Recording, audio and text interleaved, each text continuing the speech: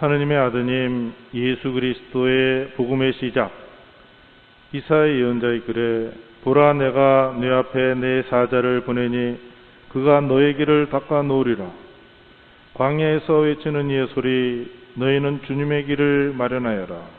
그분의 길을 굳게 내어라 하고 기록된 대로 세례자 요한이 광야에 나타나 죄의 용서를 위한 회개의 세례를 선포하였다. 그리하여 온 유다 지방 사람들과 예루살렘 주민들이 모두 그에게 나아가 자기 죄를 고백하며 요르단강에서 그에게 세례를 받았다. 요한은 낙타토롯을 입고 허리에 가죽띠를 둘렀으며 메뚜기와 들꿀을 먹고 살았다. 그리고 이렇게 선포했다. 나보다 더 큰 능력을 지니신 분이 내 뒤에 오신다. 나는 몸을 굽혀 그분의 신발끈을 풀어드릴 자격조차 없다. 나는 너희에게 물로 세례를 주었지만 그분께서는 너희에게 성령으로 세례를 주실 것이다. 주님의 말씀입니다. 오늘 복음을 좀 말씀드리면서 우리가 이 성탄을 어떻게 맞이할 것인가 함께 좀 궁리를 해봐야 되겠습니다. 오늘 복음 마르코복음 1장 1절부터 나오는 내용인데, 거기 보면 하느님의 아드님 예수 그리스도의 복음의 시작 이렇게 났습니다. 이게 복음이라는 겁니다. 뭐가 복음이에요? 뭐가 복음이에요? 예수님, 예수라는 분이 이 나자렛 사람, 그렇게 베들레헴에서 태어나시고 나자렛 고향을 두고 그렇게 활동하다가 그렇게 십자가에서 죽으셨던 그 예수라는 분은 바로 하느님의 아드님이시다. 이제 하느님이 우리와 같은 인간이 되어서 우리를 찾아오시지 않냐? 우리 인간이 어떻게 살아요? 십자가를 보십시오. 예수님만의 죽음이냐? 인간이 얼마나 비참하게, 얼마나 고통스럽게 살아가는가. 오늘날은 또 이 코로나 바이러스로 말미암아 우리는 그래도 양반이고 지금 세계에서 어떻게 일어나는지 여러분이 다 뉴스를 접해서 알고 계십니다. 그래, 이 인간의 비참한 운명에 바로 하느님의 아드님이 우리와 같은 인간이 되어서 이렇게 동참하셨다.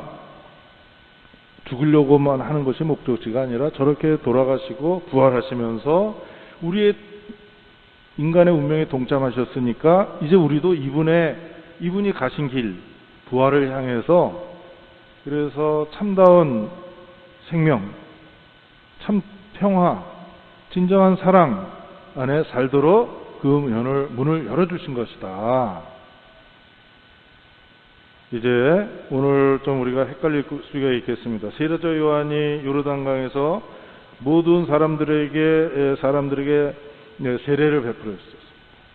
그리고 또 마지막에 가서 예수님께서는 너에게 성령으로 세례를 주실 것이다. 이게 도대체 어떻게 된 거냐? 그러니까 우리가 목욕 재개를 한다 그러잖아요.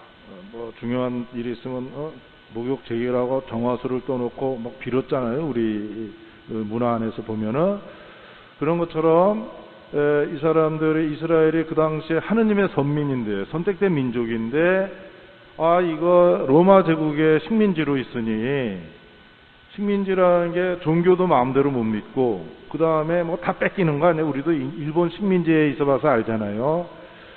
우리가 어쩌다가 이렇게 됐냐? 국력이 약해서냐? 인구가 적어서냐? 그런데 세례자 요한이 아니다. 이거 우리 하느님에게 죄를 지어서 그렇다. 하느님을 배반했기 때문에 우리가 이 지경에 이른 것이다.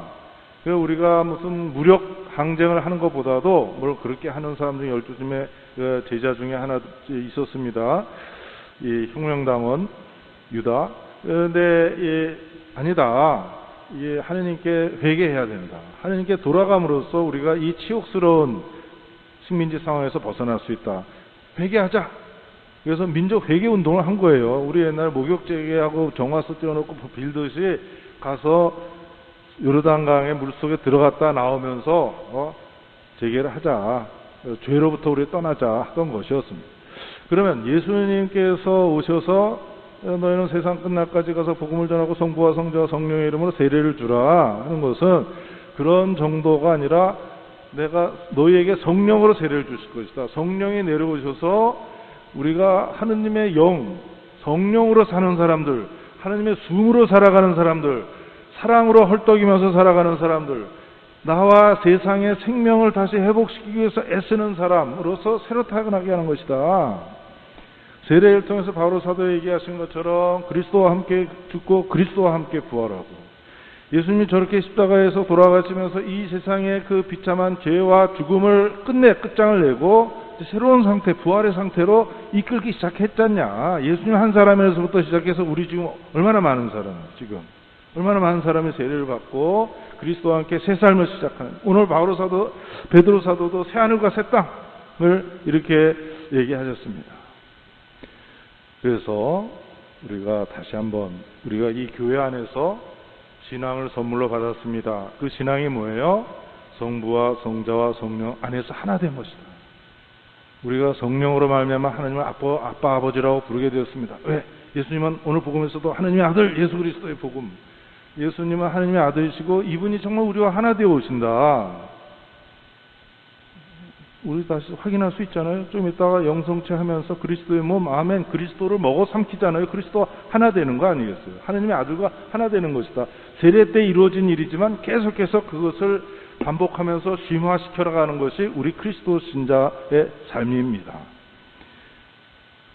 그것은 그냥 그렇다 하더라가 아니라 성령을 보내주셔서 성령 안에서 하느님의 그 생명 안에서 하느님의 숨으로 살아가는 사람들을, 하느님의 기운을 받아서 우리가 살아가는 사람들이다. 그러니까 그 결정적인 것은 바로 하느님께서 인간이 되셔서 우리를 찾아오시는 것이다. 또 약간 다른 각도에서 보면 요한복음 3장 16절, 하느님 아버지께서 세상을 너무나 사랑하셔서 당신 아드님을 우리에게 보내주셨다. 그냥 단순히 우리 성당, 이 천주교, 그리스도교의 창시자의 탄생일을 우리가 막 기뻐하고 뭐 그런 생일 잔치하는 거 그런 정도가 아니다. 이 안에 엄청난 구원의 신비가 담겨 있고 우리는 그것을 이미 알고 있습니다. 이 우리 참다운 신앙의 축제로서 이분을 맞이하시는 것이다. 근데 제가 어렸을 때 이렇게 생각하니까 저 삼형제예요. 여자 형제가 없고 만화 그냥 거기 뭐 막 정신없이 놀았겠습니까? 집안 딱 틀어놓고 뭐 어디 뛰어내릴 수 있으면 어디든지 하여튼 지붕 위에서라도 뛰어내리고 집안에서도 막 뛰고 난리치고 있었습니다. 근데 그냥 이러다가 어머니 오시면 어떻게 돼요? 무섭게 그냥 이게 또 뭐 웬 꼴이냐 이렇게 해서 우리 막 혼나고 막 그러니까 좀 치워놓고 어머니 오실 때 맞이해야 되잖아요. 바로 그것이다. 하느님께서 우리에게 새하늘과 새 땅을 주시려고 하고 이미 우리는 알고 있습니다.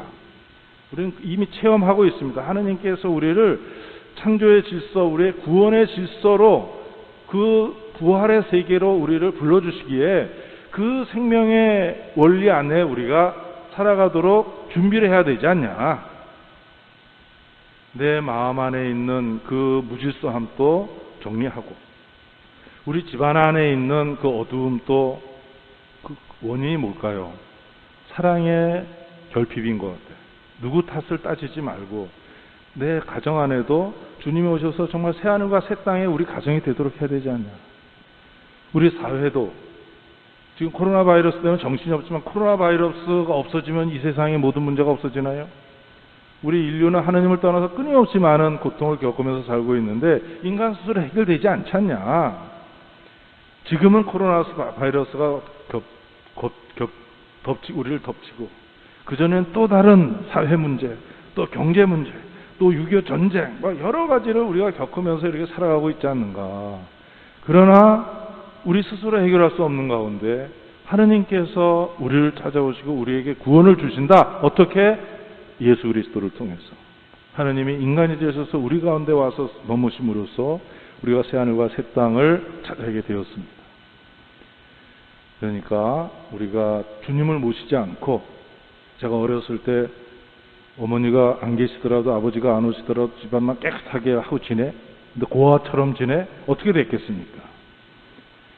부족하더라도 아니면 나름대로 정성껏 부모님 오시길 기다려더라도 부모님 함께 살아야 되는 거 아니에요. 우리가 올바르게만 살면 된다. 그게 아니다. 하나님하고 함께 살아야 된다. 하나님이 인간을 너무나 사랑하시기에 베들레헴 마옥간에 한 인간으로 오시지 않는가. 하나님이 인간을 얼마나 사랑하시기에 인간의 운명에 동참해서 저렇게 죽기까지 하잖아. 사랑하기 때문에.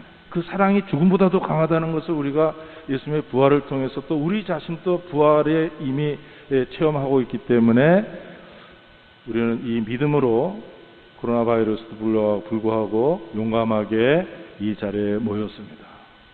정탄의 뜻을 마음에 새기고 정말 주님을 바라보면서 우리가 교회를 통해서 배운 신앙에 따라서 이 어두운 시대, 이 코로나 시대, 그래서 경제적으로 어렵지만은 그러나 주님에 대한 믿음으로 이 주님의 성탄을 맞이하고 그래서 오늘 겪는 이 코로나 바이러스와 그 외의 많은 고통들을 우리가 이겨내며 희망을 향해서 힘차게 살아갑시다.